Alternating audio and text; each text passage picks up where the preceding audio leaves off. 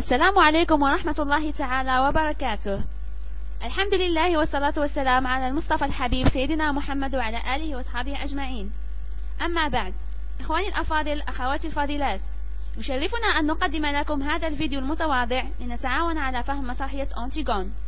فيديو نهديه لأستاذتنا الكريمة والعزيزة أمل حسين ولكل تلاميذ المغرب الحبيب، وخصوصا تلاميذ عبد الله قنون بمدينة فاس. قبل الحديث عن أنتيغون، نود أن نعطي ملخصا لأسطورة أوديب. جاء وحي إلى والدي أوديب يخبرهم أن أوديب سيقتل أباه وسيتزوج أمه. خاف الوالدان فألقيا أوديب الرضيع بعيدا لتحتضنه أسرة ميسورة. عندما كبر أوديب جاءه نفس الوحي يخبره أنه سيقتل أباه وسيتزوج أمه. لا يعرف أنه تم تبنيه من طرف هذه الأسرة، فغادر هاربا. في طريقه وعلى جسر ضيق تخاصم مع رجل حول من له أسبقية المرور، فتقاتلا فقتله أوديب. وهو بالقرب من دولة طيب علم أن تنينا يهدد المدينة. هناك رواية أخرى تتحدث عن حيوان اسمه لوسفانكس، فقضى عليه، وكمكافأة زوجوه الملكة التي فقدت زوجها الملك حديثا. أصبح أوديب ملك طيب، وله 4 أولاد، ابنان بولينيس وإيتيوكل، وفتاتان اسمين وأنتيغون. علم أوديب أنه تزوج أمه، غضب، فقع عينيه وأخذ يمشي تائها تساعده أنتيغون. بعد وفاة أوديب اتفق الأخوان على الحكم بالتناوب، لكن في إحدى السنوات رفض إيتيوكل منح كرسي الحكم لأخيه بولينيس، فقرر هذا الأخير الاستعانة بالأعداء لخلع الأخ. تقاتل الإخوة وماتا كليهما. تولى الخال الحكم، لكن لا بد له من شرح القصة كاملة للشعب. من المتهم ومن البطل؟ اختار الملك إيتيوكل ليكون البطل، وجعل من بولينيس الخائن لأنه استعان بالأعداء. ما هو جزاء الخائن؟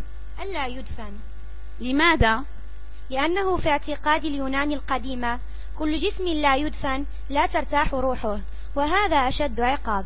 وضع الملك قانونا: كل من حاول دفن بولينيس يموت. قررت أنتيغون دفن أخوها رغما عن الملك. دخلت في الصباح الباكر بعد محاولة الدفن الأولى.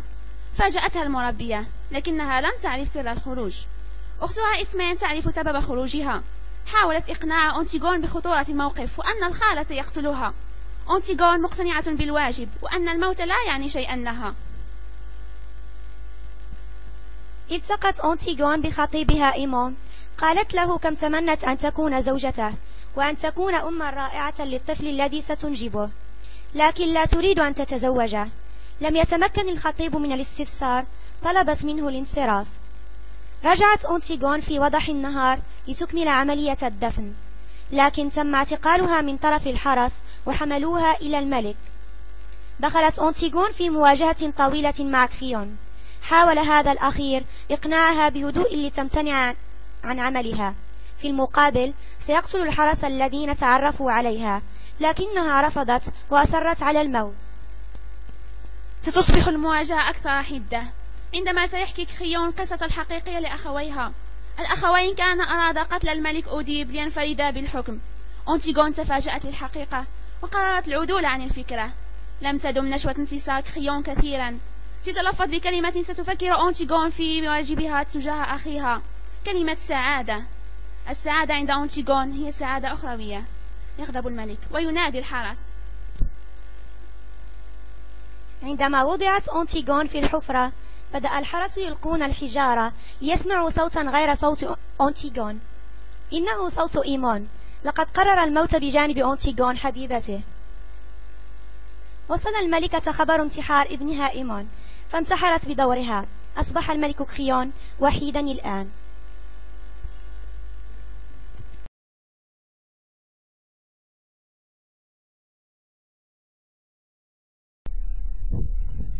Le prologue nous présente les protagonistes, leur caractère et leur rôle. Antigone, sa sœur Ismène, son fiancé Aimon, le roi Créon qui est le père de Aimon, Eurydice la femme de Créon, la nourrice, le messager et les 3 gardes.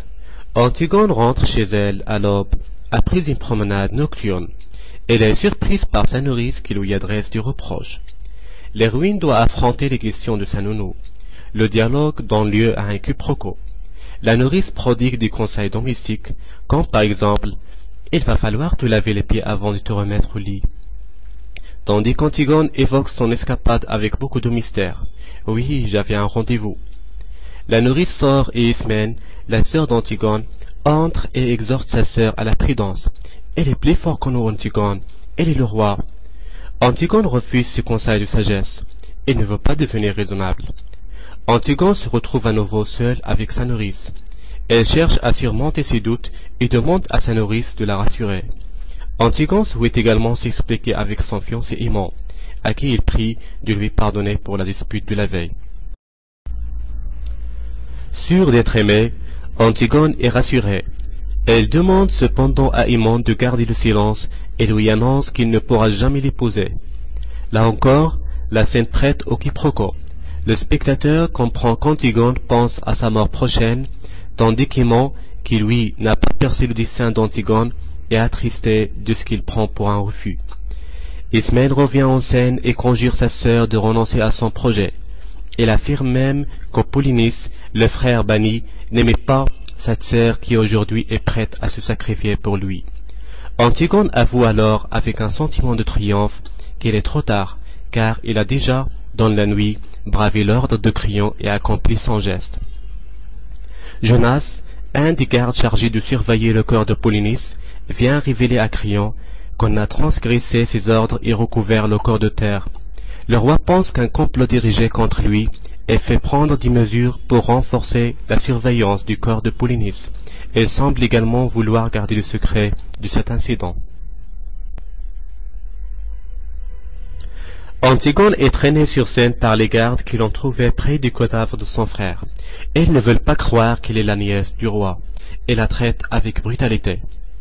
Créon les rejoint, les gardes font leur rapport, le roi ne veut pas y croire, elle interroge sa nièce qui avoue aussitôt. Créon et Antigone restent seuls sur scène. C'est la grande confrontation entre le roi et Antigone. Le roi souhaite étouffer le scandale et ramener la jeune fille à la raison. Dans un premier temps, Antigone affronte Créon qui tente de la dominer de son autorité. Les deux protagonistes dévoilent leur personnalité et leur motivation. Créon justifie les obligations liées à son rôle d'homme d'État. Antigone semble sourde à ses arguments. Au cours de son argumentation, Créon révèle les véritables visages de Polynice et d'Étiocle et les raisons de leur ignoble conflit.